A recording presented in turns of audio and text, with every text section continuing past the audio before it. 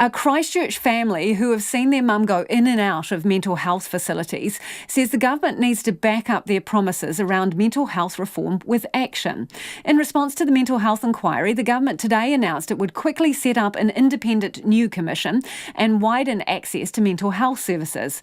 But ahead of tomorrow's budget, no funding or implementation details were released.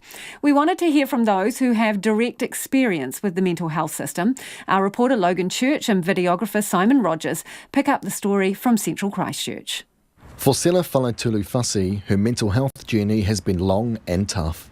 I have been diagnosed with bipolar, anxiety and depression, bipolar 2.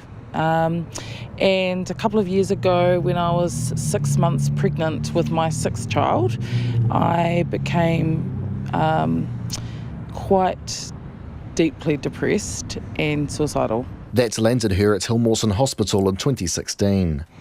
That experience was not good, I would say. I was in there one night, and the biggest thing I remember hearing was anguish and anger, just as in my room, hearing screaming, a lot of angry screaming, a lot of hurt people.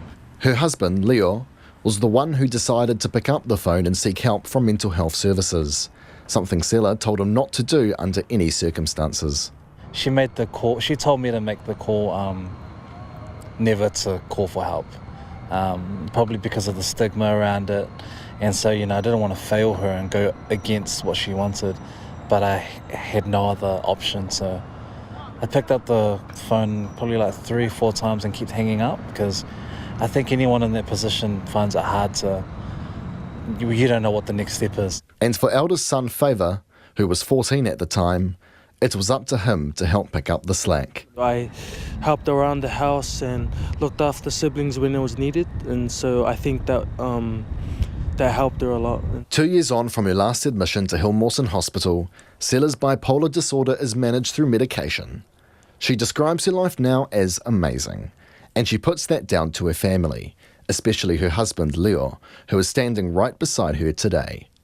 He held basically the well-being, I'd say, of our entire family, and we kind of refer to him as our parachute, where sometimes...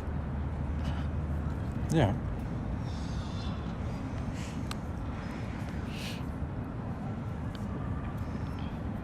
In those situations, I couldn't help him carry the load.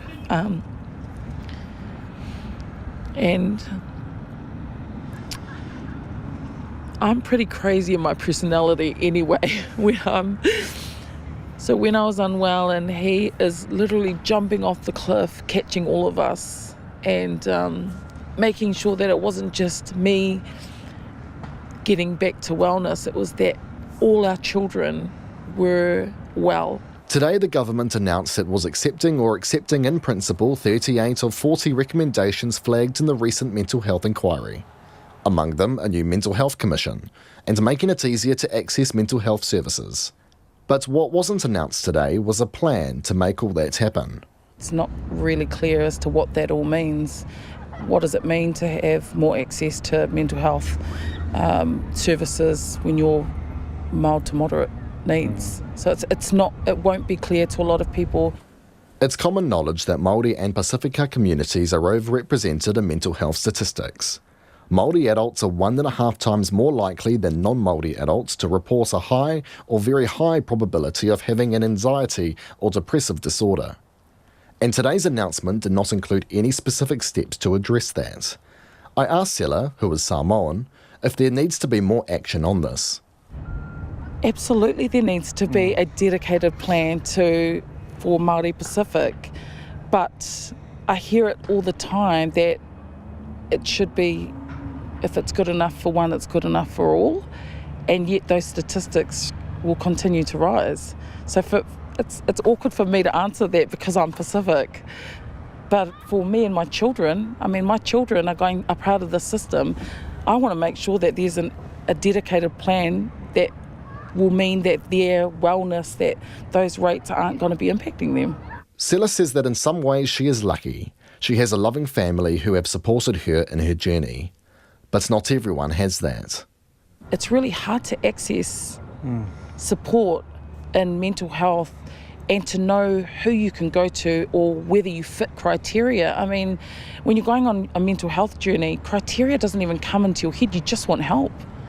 Help that Sela hopes might become more accessible for those struggling with mental illness. In Christchurch for Checkpoint, Logan Church.